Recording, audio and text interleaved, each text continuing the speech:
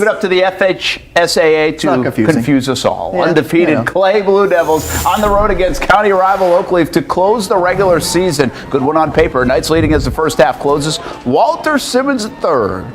Oh, East Carolina.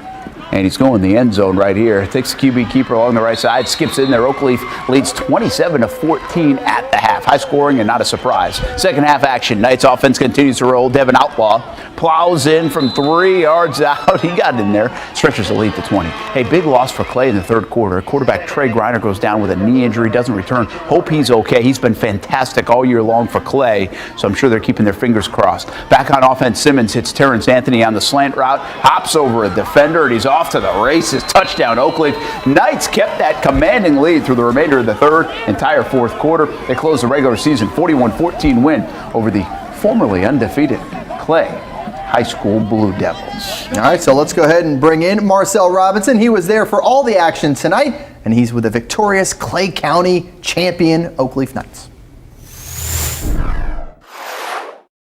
It had been 1,134 days since the OAKLEAF Knights have lost to a Clay County team, and after tonight, we're going to add a 1 to that tally. 1,135 days since the OAKLEAF Knights have lost to a Clay County team. Of course, tonight they take down their Clay County rival, the Clay High Blue Devils, in a statement 41-14 victory. We know this OAKLEAF Knights offense is going to get all the praise because they rightfully so put up 41 points. But keep this in mind. Let me tell you this. The halftime score was 27-14.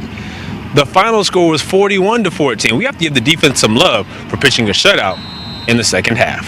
It was a motivating deal for us. This is one of our goals every year is to win the county, go undefeated in the county. It's something we really pride ourselves on.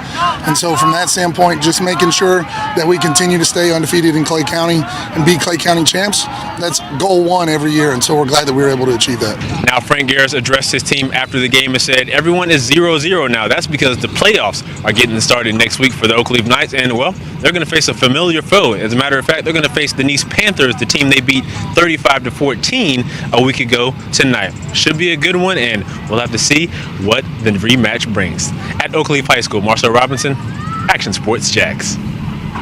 Well, playoff brackets in full swing next week. Some nice rematches headlining Mandarin and Sandalwood.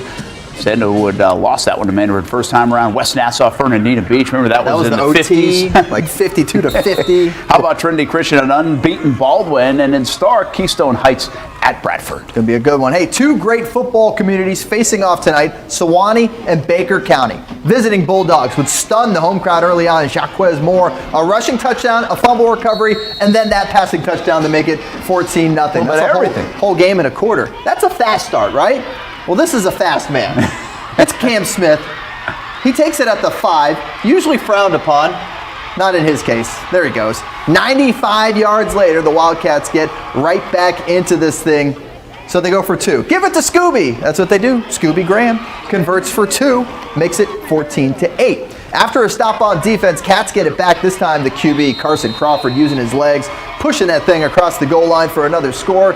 They'd add another 2-pointer and take the lead. Baker County at last check was leading 32-22 over Suwannee. Here are the West Nassau Warriors hosting the Ridgeview Panthers under the lights. And start off with this play. Brady Wright. Hello to the Wright family. Pitches it back to Chaz Davis. He's been good all year long. Touchdown Warriors, 7-0.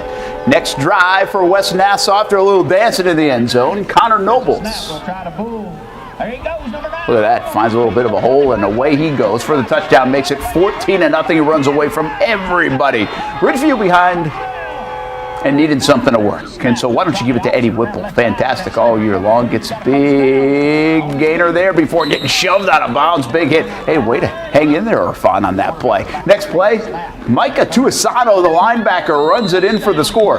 Guess he's a running back too. Yeah. Panthers trail 14-6. West Nassau back with the ball at the 20-yard line, and Chaz Davis, look at that, avoids a tackle. Now devoured by Panthers, but all the way down at the 1-yard line. 10 seconds to go in the half, and Nobles, he gets it. West Nassau up 21-6 at the half against Ridgeview. West Nassau goes on to win 34-20. So one of the things we're doing this year is we're having you vote back there at home. We want you to vote for our Air Engineers Coolest Fans of the Week. To do so, all you got to do is go to actionnewsjax.com/vote. Makes sense, right? Good way to do it. Yeah, go make your pick. Later on tonight, we're going to feature the winner. Your options include Fletcher, Camden County, NEASE, the Wildcats up there in Kingsland, your leaders right now. So Fletcher, NEASE, get to voting. We'll pick your coolest fans of the week a little bit later on tonight. All right, Mandarin and Fletcher playing out at the beach. The Senators in action twice this week already. They won Monday over First Coast, trying to get a W again. All about defense while we were there. Second quarter, Merritt Reynolds has the ball thrown right at him. That's an interception for Fletcher. Good field position in the lead, 21-13. The Senators make a mistake, though. They can't handle the snap, and Uriel Richardson, watch him, number 13 there for Mandarin, jumps on it. Mustangs have it back. The ball didn't move from this part of the field for, well, quite some time. More defense. Third down and short. Late in the half for Mandarin. Joshua Davis gets the tackle for loss. He's there in purple, forces the Mustangs to punt the ball. Final seconds of the half. Fourth down. Fletcher could kick a field goal, but they said, you know what, let's go for this thing. Hey, the season isn't on the line. Let's have some fun here. Aaron Hester gets the call, and he thought he got in. Fletcher thought he got in. Someone said, check my video. Well, we just did. I don't think they got in. Good call by the officials. Mandarin with the goal line stop to end the half. Didn't matter in the end. Fletcher wins 28-13. Atlantic Coast leading these 21-7 at the beginning of the second half. First down. Atlantic Coast has the ball, and Ben Bogle sacks Ridge Jacobs. Then NEASE has the ball. Marcus Stokes to Dom Henry, and nice throw and good catch over the shoulder, 50-yard play. Then Marcus Stokes looking for Grant Stevens, and he's got him.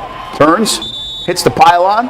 And that is a touchdown, but in the end, it would be Atlantic Coast getting the W, 34-21. They'll play Fletcher next week in the playoffs.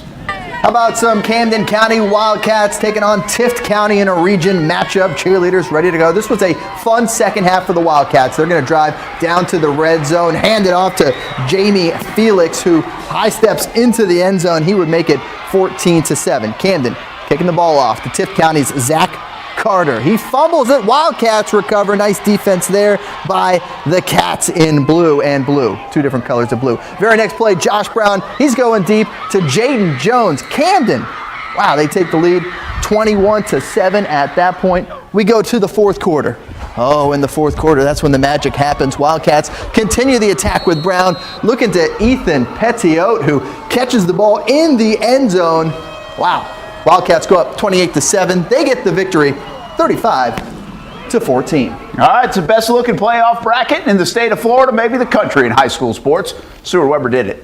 I'm obligated to say that. He said it. I didn't here say on the it, show. you know? Well, it really is good. I mean, once in a while, you got to give the man some credit. It's pretty good. I don't mind credit. You only got a couple weeks worth. Yeah, you don't mind credit, that's for sure. Yeah. All right, here we go. The lower classifications. Yeah, we got this game right here. Episcopal and Wolfson. Going to be a good one. It's a playing game. Look at Trinity Christian Baldwin coming up a little bit later. There's a lot to like here on the board, and that's not the only playoff board we have. Let's go get them. It's a war between the Wolves and the Eagles as Wolfson High hosts Episcopal tonight in the playoffs. First quarter, all about the defensive plays. That's what you get in the defense in the playoffs. Turnovers. This one from Eagles quarterback River Penland. Unfortunately for both teams, all three turnovers in the first 12 minutes.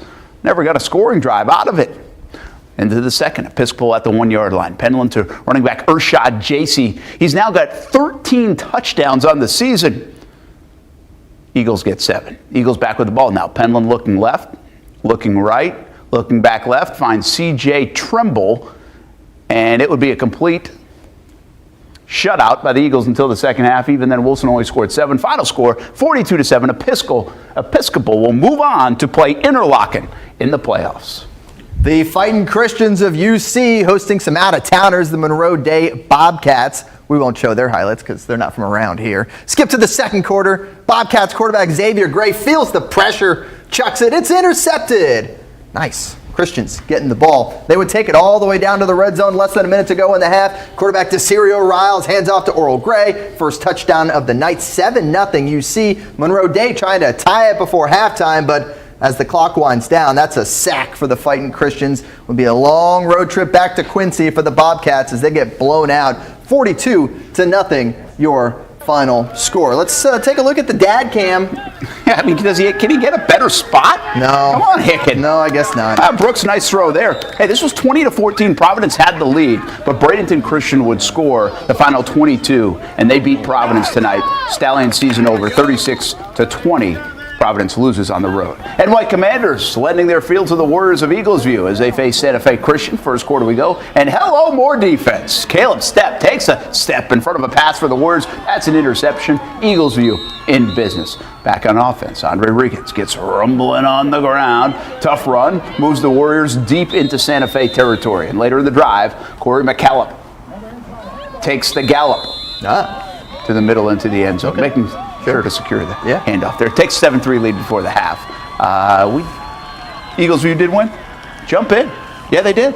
Okay. I was trying to make it seem like you knew. Yeah, you gave me like a W. A W. Like they won. Okay, more playoff action on the west side. Bishop SNYDER hosting 7 Rivers Christian. Tie game in the third, that is, until a 4th and 1. Ejon Richardson takes it up the middle. No second level there, so he just keeps going. 50 yards to pay dirt. Cards take the lead. After a field goal cut the lead to 4, SNYDER looked like they had this thing sewed up on defense. 4th and 15. The visitors answer an unlikely 70-yard bomb on a blown coverage.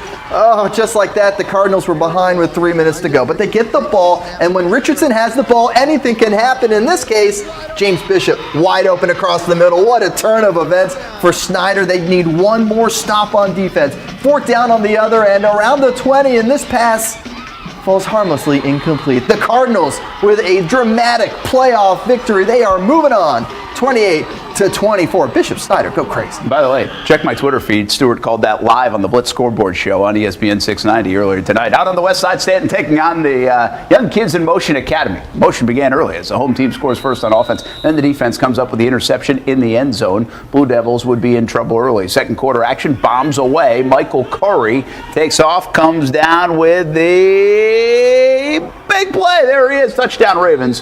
One-sided affair in the first half. We'll get you the score on the bottom line there. All right, let's keep it going. We got Ponte VEDRA taking on Creekside. How about the quarterback, Bunkowski? Going to run the ball over the line of scrimmage. Tries to throw it out of bounds, but you know what? There was holding in the end zone. That's a safety. 2-0. So Creekside comes back after they get the ball. Daniel Plummer. Little pitch. Jack Goodrich off his hands. Now that's backyard football. That's a backyard football. Nice pickup, about 20. Gets him inside the 5. So Plummer this time gives it to the touchdown machine. Preston Strope. That's all he does is score touchdowns. Well, that would make it 9-0. Creekside at that point. Let's keep it going. Second quarter. Plummer to Strope. What'd I say? Touchdown machine. Takes it in again as Creekside goes on to get it. The victory over Ponte VEDRA. 26-9, I believe, was the final in that one. And sorry, Mama Goodrich, but we didn't get Jack's one-handed catch in that game. I guess he had a really nice one-handed catch. It just depends what time you're there. That was like a one. It went off his hand. I don't think that's the one she was talking about. Count? I don't think so. Okay, well, we'll see. Right. Hey, still some more action to get to tonight. And a host of the games from Thursday night as well. Early playoff action in the books, including one heck of an individual performance. That story next. To recognize those invaluable years of service that Coach Powers devoted to our student athletes and to this school.